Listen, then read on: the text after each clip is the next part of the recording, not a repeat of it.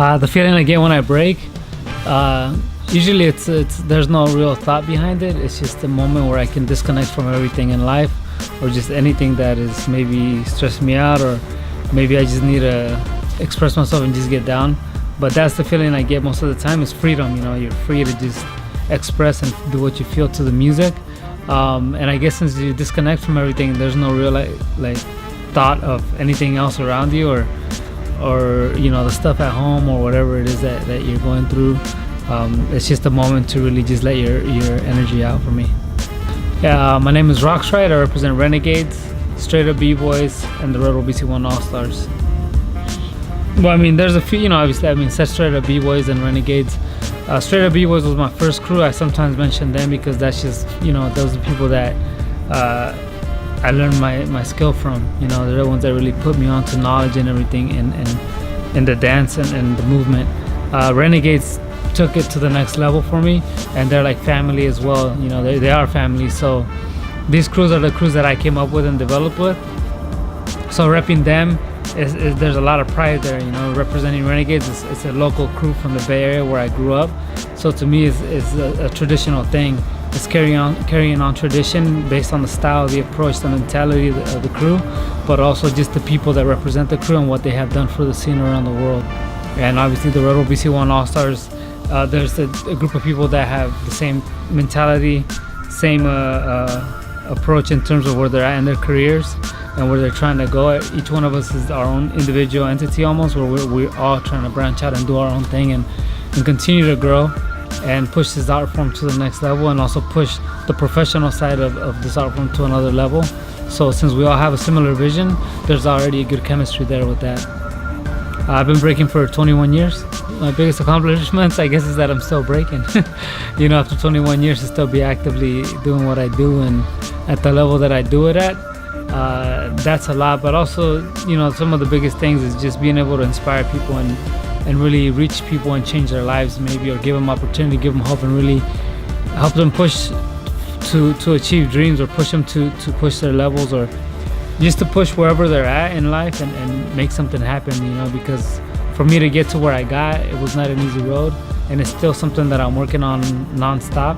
But I think that is one of the biggest things, that be able to relate to people and share your approach and your mentality and your learnings. Places that I've traveled to, you know, I've been pretty much on every continent.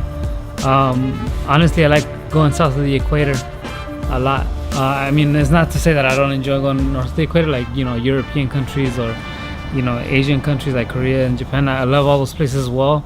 But I guess because it's so rare to go to events south of the equator, and it's not so common for us to go down there to check out events, and I feel that the culture is different, the approach is different, but also the passion is definitely raw too, you know. So I guess for me, since I don't experience that as much anymore, it takes me a bit back to remind me of the way it was before sometimes.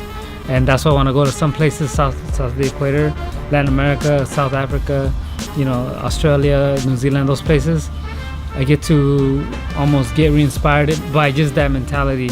The first time I witnessed breaking, the first time I saw breaking in my teens was I was in junior high, and this kid, Nate, he was you know, he's the only kid that braked at our school, and he was actually pretty advanced. So I saw him at I think it was at one of the school breaks. He was doing windmills, and he you know, he was doing some top rock and some windmills, a little bit of footwork, and it was just mind-blowing to see it in person, and it was just cool to me. It was something so unique and special, and it just had that calling, like it just called for me, like that was what I was meant to do, and it just connected with me. My style of breaking,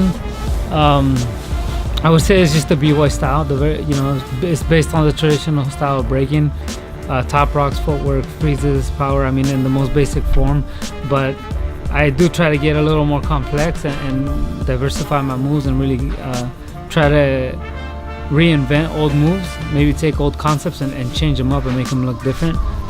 In the future for me, there's a lot. I mean, there's a lot of things happening right now. Honestly, just continue to progress, move forward in what I do, find different avenues to push the art form. but also get it out there and educate the broader audience that's not necessarily just the b-boy scene.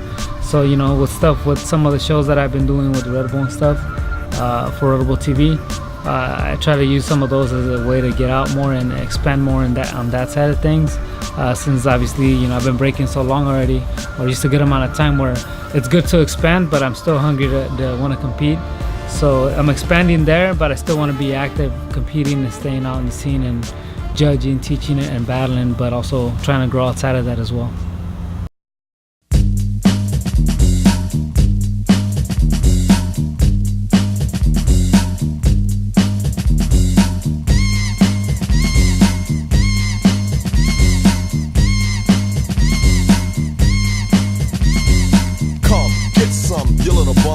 Take the cake, but you can't get a crumb from the poetic, authentic, superior, ultimate, and all that good shit.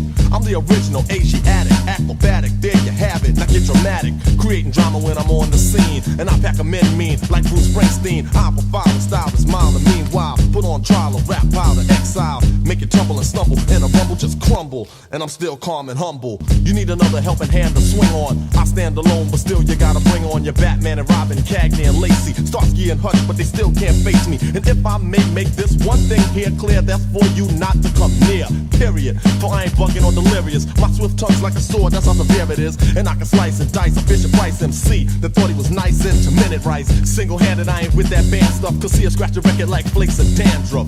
And the mic I've ravaged, not like a savage, but in my own way of doing damage, as I design a genuine line. Now who flat top rules in 89? Warm it up, Kane, warm it up, Kane, warm it up, Kane, warm it up, Kane, warm it up, Kane. Warm it up, Kane. Warm it up, Kane. Warm it up, Kane. Warm it up, Kane. Warm it up, Kane. Warm it up, Kane. Warm it up, Kane. Warm it up, Kane. Warm it up, Kane. Warm it up, Kane. Warm it up, Kane.